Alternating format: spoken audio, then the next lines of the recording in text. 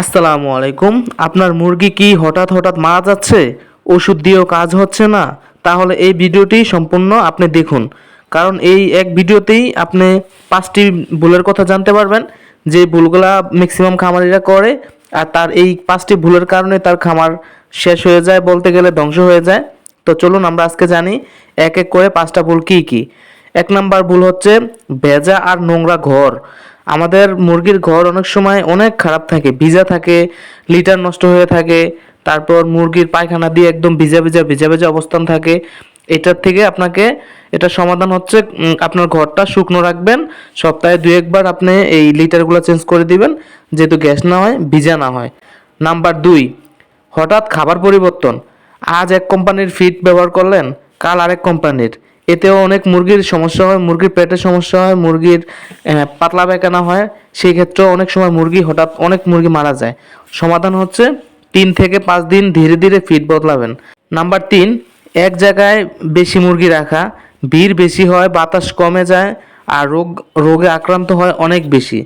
তাই সমাধান হচ্ছে 1 বর্গফুট জায়গায় 2টার বেশি মুরগি না রাখা, বিশেষ করে বাচ্চাগুলা। আর বড় হইলে একটা মুরগি 1 বর্গফুটে রাখবেন। ভুল নাম্বার 4, নোংরা পানি।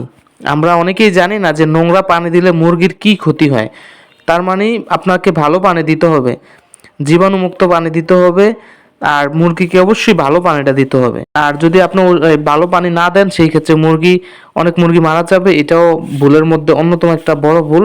আমরা মুরগিরে পানি দিই, নোংরা পানি দিই। তো আপনি একটু ভালো পানি দিবেন। ভুল নাম্বার 5, টিকা না দেওয়া। আসলে অনেকেই মনে করে টিকা ছাড়া মুরগি পালন করা যায়। আসলে যারা বাণিজ্যিকভাবে খামার করে, তাদের আসলে টিকা ছাড়া বিকল্প কোনো রাস্তাই নাই। তার মানে আপনাকে টিকা দিতে হবে।